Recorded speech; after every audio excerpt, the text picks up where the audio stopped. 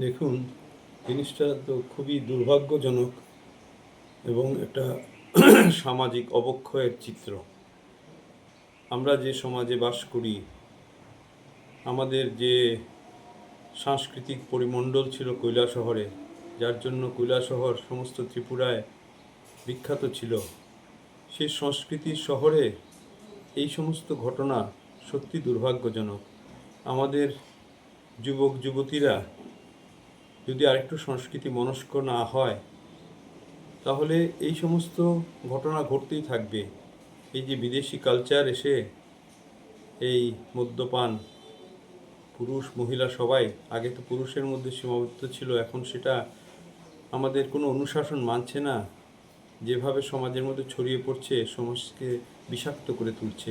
আমি খুবই দুঃখিত এবং লজ্জিত এই ঘটনায়।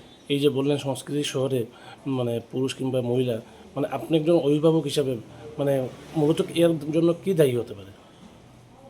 আমি মনে করি যে